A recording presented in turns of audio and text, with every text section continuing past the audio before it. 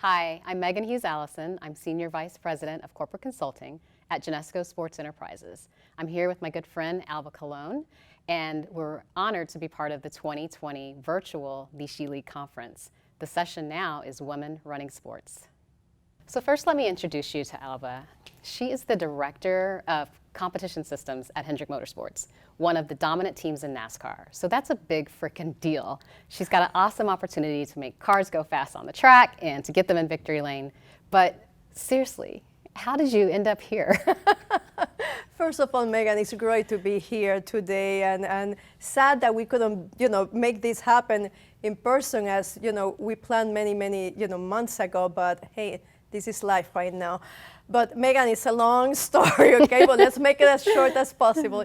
I come from Puerto Rico, and just, simple family, brother, sister, mom, and dad. And I don't know why, but I always dreamed that I wanted to be an astronaut, okay? So it's just one of those things that, I know that many kids talk about it, but I really was looking at what I needed to do to become an astronaut. I'm always good with math and science.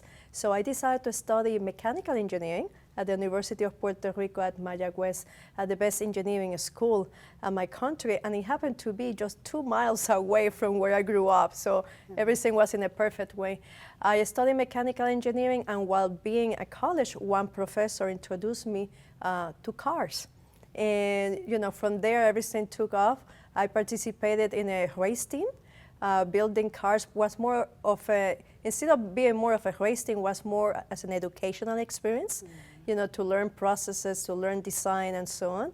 And from there, in General Motors, there were 2 engineers that were looking to hire several people at the competition. I got hired in the racing department. I was there for around 23 years in many areas. And 3 years ago, Mr. Hendrick called me for a job. They were putting together the competition systems group in place, and he called me, I would like that you take care of this department. So lucky enough that I have been in racing for 25 years pretty much, but more than anything is the privilege to be working in this company today. Absolutely, and I literally remember the day where I read the headline that Hendrick Motorsports had hired you, and I was like, that's amazing, because I've actually been working in motorsports since about 2005, 2006, running PepsiCo's motorsports platform. So working with a great team like Hendrick, drivers like Jeff Gordon and Dale Jr., and it was just a lot of fun, but I recognized that there were very few females in the sport, and definitely on the team competition side. So I just thought that was a really solid move by Hendrick Motorsports, and I think, you and I've spoken before about the opportunity, like just to be a female, a minority female in this sport. Not only is it probably just exciting for you every day to come to work, but what does it mean to you as like a role model? Like do you feel kind of the weight of being a role model now in the sport? Absolutely, and that's a great question, and I would love to know from your side too how that feels. At first, for me, this was, and when I say at first, I'm talking my early days as an engineer and so on. Hey, this is a job, but it took me some time to understand that I was being seen as a role model, and it becomes you are more conscious about what you're doing, and what, not only doing at your job, but what you do outside of your job. And let me tell you, it's a privilege that people think of me as a role model. And at the end, what I want is to inspire others to come here to the sport. Let me tell you one thing. At first, when I started in the sport, there were to be things that people didn't think about it, but there was not too many engineers. So I came here as an engineer, also as a female, right? And also as a Hispanic. So there were to be, let's say, barriers, to conquer at that specific time. It took a lot of hard work to make this thing happen.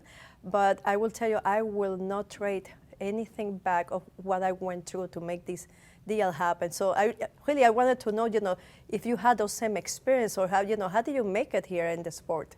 Yeah, I did. I didn't grow up following NASCAR, following motorsports, so I really didn't know much about it.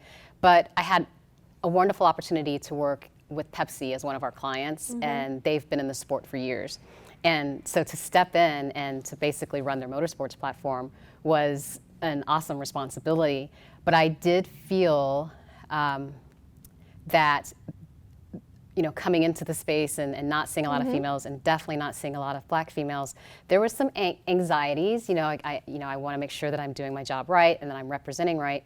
But I recognized that it was opening the door for others, and the younger females coming up in just the sports industry in general often reach out and, you know, ask for advice now. And but maybe you'll agree with this, but the funniest question I get is, well, how does it feel, you know, to be a Black female working in motorsports? I'm like, it feels like me. Like, I don't know. Like me. I don't know any difference. No, so. no, it's like, I feel like one of the guys. It's like I am part of the team, you know. I understand why they ask the question, you know, but perhaps you just become part of the team, and you are accepted, and you are who you are. Yeah. And you bring a different set of skills and a mindset. You know, I always talk about the diversity of thought, you know. I think that what makes a team is fantastic, to have different backgrounds, you know, people with different backgrounds, and that will help grow the company and so on. So it's just you know, it's just interesting when people ask that question, but I can understand. Yeah. You know, and Megan, I bet you feel the same, but you know, let me tell you, when I told you originally I wanted to be an astronaut, it was because I wanted to be like Sally Ride. That was the first female, you know, U.S. Astronaut. So for me, she served as a role model. Wow, I can do, you know, I can do anything that I want. And let me tell you, I have heard, you know, from some people that have told me, hey, I decided to enter to this kind of job and so on because I wanted to be like you. And suddenly it's like you put yourself in the other side and said, wow, you don't realize that what you do can impact others, you know. You're so right. I really always want to, you know, to be the best representation only for me, for my family, for my country, for what I do, but also for this company that has given a lot to me. So absolutely. No, that's a good point. And you brought up a good point about the inclusion of diversity of thought, and that's been a topic a lot lately, as you know, as we're going through this conversation again in our society about, you know, social injustice and like diversity and equality. But inclusion is such a perfect like summary of all of that, because I think women bring a very different and unique perspective to the boardroom, and I can imagine the perspective that you bring is very different, you know, to the pits and to the, you know, just to the team in general. So do you find that do you run into any challenges with that when you're trying to like to deliver your perception or your thoughts? Like, have you run into challenges of pushback simply because you know, and it's interesting because happened. I was in a meeting, you know, earlier today, and I was seeing this in a very different perspective. You know, in the meeting that I was, interesting enough, I was the only female in that meeting. Imagine that. Okay, but you know, at first I was, am I looking at this wrong? Am I thinking this in the wrong way? You know, and many years ago, I will tell you, I would have kept quiet, but now I understand, and now I feel more comfortable to say, no, this is my point of view, and these are the reasons why I'm looking at this part, you know, and you know, and it's more accepted, you know. But at the end of the day, I learned one thing. It was not only that was accepted by others, but is that I learned that what I have to say, you know, it has to be accepted by me, and to say, you know, this is part of who I am and what I bring to the picture, you know. So it's again, it's very different. The empathy also is completely different. You know, how we do things. But I really enjoy when I have people from different backgrounds. Doesn't matter, you know, the sex or you know or so on, or where they're coming from. But even here, growing in United States, right, coming from different places. And I love always to see the different perspectives. So, you know, you have to be self-confident that you do. You have to be confident. You have to be knowledgeable. I always tell young students or people who just reach out to me for advice on anything, not just getting into the sports industry, but you've got to be smart. Like, you have to know your stuff. Not only being confident to speak up in a meeting, but know what you're talking about. Continue to educate yourself, continue to network, and just, you know, broaden your kind of opportunities for knowledge. And so I always tell, you know, the confidence is important. You're right. Like, being smart, like ethics or empathy. I mean, both of those. Like, be good people, be empathetic to others. So, you know, all of those things are so important. But you're right. Being confident when you're sitting in those settings, I can tell that I have grown in that area by far. I mean, especially, I mean, I have an opportunity to touch a lot of sports, so but NASCAR is the one that I've been around the longest. And I remember my first race, and it was at Charlotte Motor Speedway. It was right here across the street. Okay. And I remember walking, I parked, and I was walking to the suites for my first meeting, and I'm looking around, I'm like, I do not belong here. Like, it just did not feel right. But I got in there, and I had that first meeting, and I felt good. You know, I felt like, okay, I can do this because I'm confident myself, and I know what I'm talking about. But I had to continue to kind of portray that confidence to get the respect back from the people that I was meeting with at the time. I remember one story I'll share with you. We were standing in the lobby of a team, like waiting for a meeting. So I was with my clients, waiting for this meeting. It was not Hendrick Motorsports. But the owner of the team walked in, and, you know, I walked up to say hello, and he kind of brushed past me. Not right now, not right now. I have a meeting to go to. Okay. I'm like, well, I actually am your meeting. Yeah, I am your meeting. Wow. But I was just like, wow, even still, like, it's. No, I have several stories like that. It's just interesting, and I want to make very clear those were in the past. In the past, and things have changed a lot. And Megan, you know, we have been part of that group that has, you know, that has been able to change that. But I remember one time I was not allowed to enter to the track for a test. It was a test, you know. It happened to me because, again, test sessions. It was only a couple of teams, so it's not like being in a race.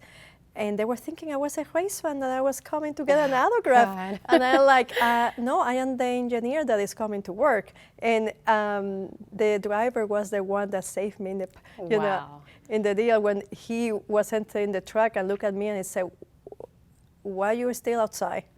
I said, well, because he doesn't believe that I really do this for a job, you know. So it just was an interesting deal. And again, the whole deal that I learned was how to manage this, you know, how to manage, and at the end, it worked out, you know. One time, I was asked, so who are you dating here? And I'm like, what does my dating life has to do with this? Yes. It's because they couldn't believe I was the engineer, or I was, you know, coming to work, and they were thinking that I was perhaps with somebody and so on, you know. So it's just interesting how those things happen, and but they don't happen anymore. You know, they don't happen anymore. But one thing that my parents always taught me is about, you know, respect. You have to earn the respect. You do. You know, you have to work hard. And that's, like I keep saying, one thing that I will never change, how hard we needed to work to get where we are. But we opened and we paved, you know, the way for others. Yeah. And that is cool to think about that now. It is, and it makes it all worthwhile. I mean, it's great to, you know, to accomplish your dreams or your goals or what you set out to do, but it's just even greater to know that you're, you know, paving the way or unlocking the door. I was reading, actually listening on Audible to Shonda Rhimes' book, The Year of Yes. And I love her analogy of, like, you know, breaking through the glass ceiling, but you had to have all of these women come before you that, like, put cracks in the glass ceiling for you.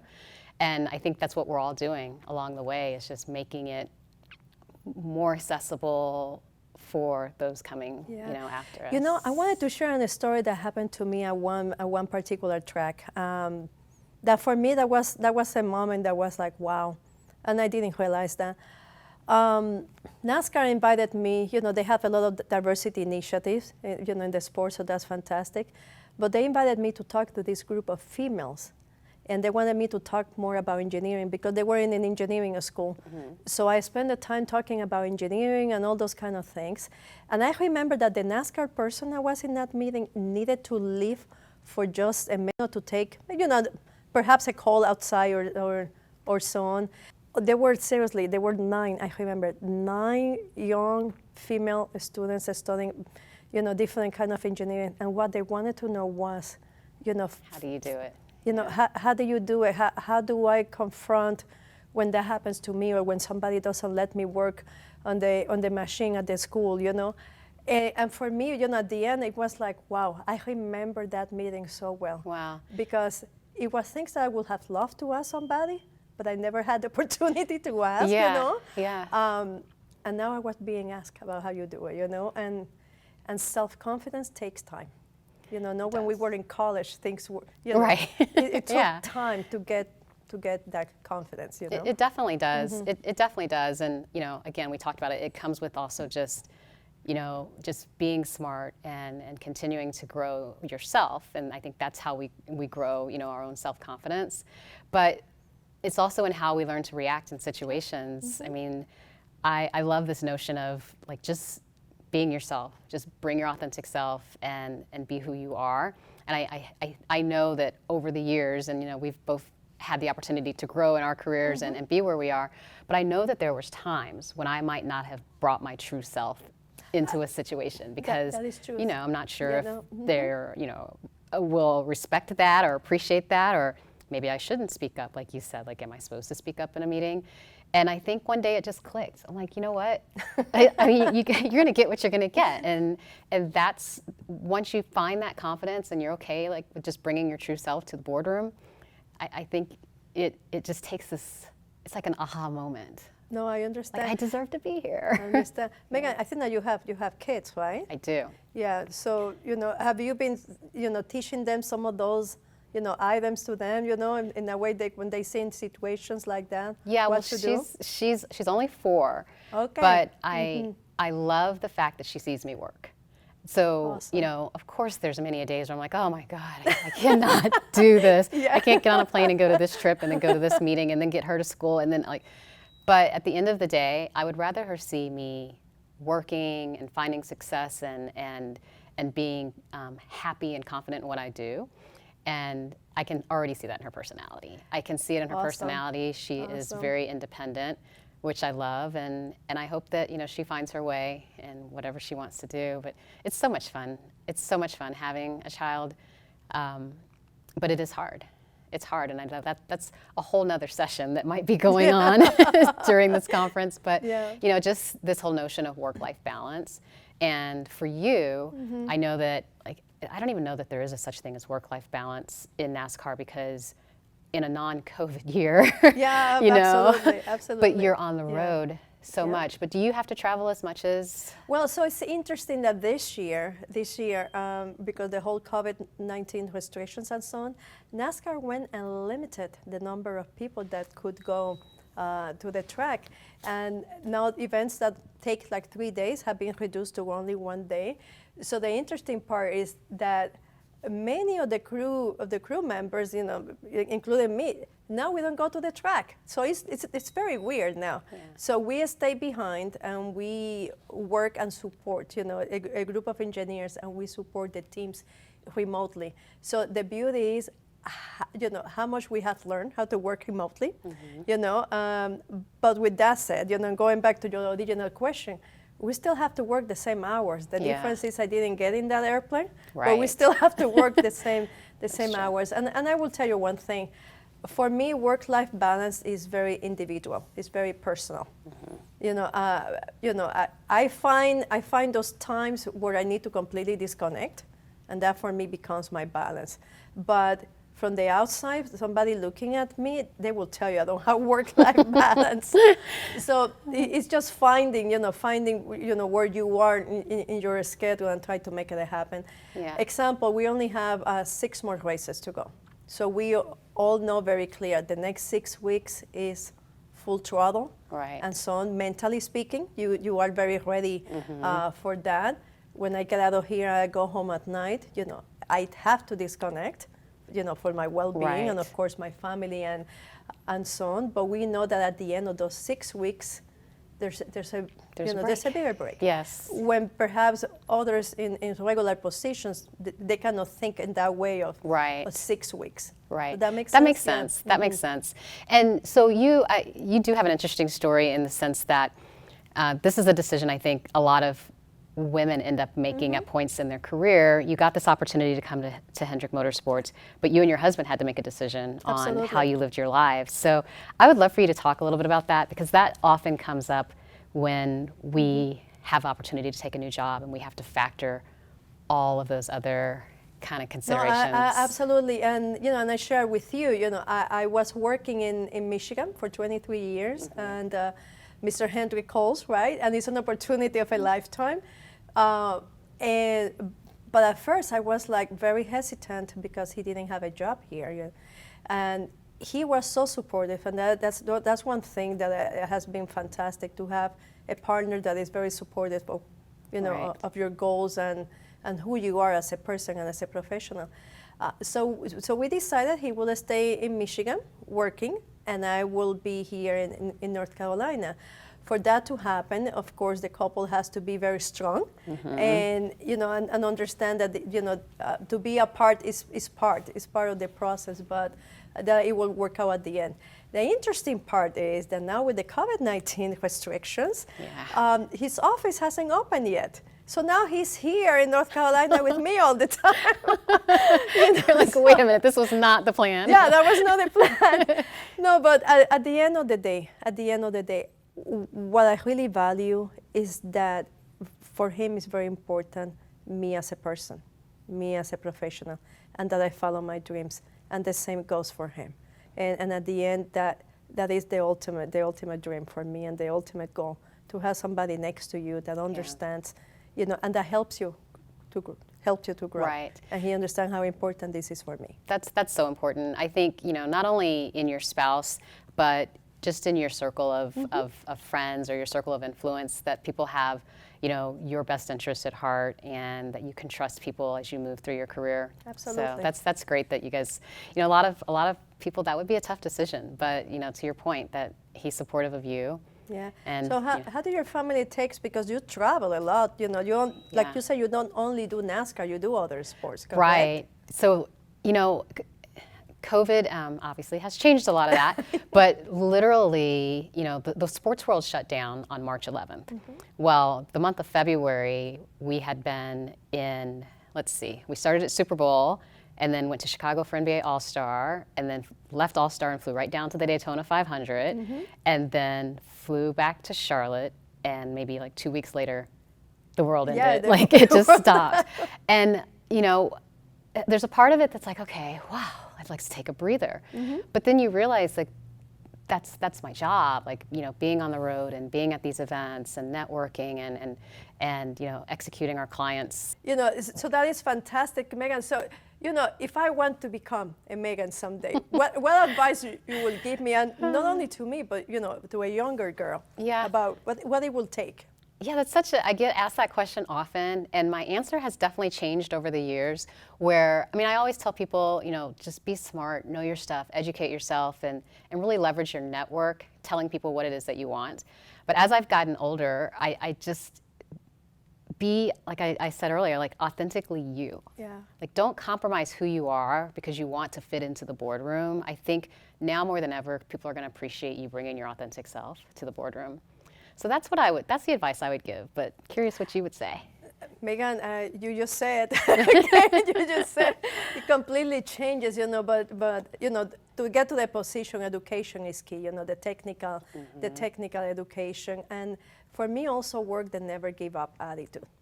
Be authentic and enjoy what you're doing. Yes. We have amazing jobs. We have been very blessed with what we are doing and the industries that we work with. And you know what? Take advantage of every single day because you never know when this is going to You're to right. stop. You're So right. enjoy. And hey, it has been a pleasure talking to you. And we need to Always. continue talking, please. Yes, Okay. So. I know. I could talk to you all day. I love our conversations. And that's another thing, like building these relationships and building your network is so important. So anytime you want to have another fireside chat. Absolutely. And, you know, thank you to the She League conference for giving us the opportunity, not only for us to talk, you know, but also to be able to meet other people and to see, you know, how things work and how we can support as women, how we can support each other. Absolutely. And continue growing. So thank you for the opportunity, Absolutely. Megan. Thank you. And thank you to the She League. This has been great. Absolutely. Okay.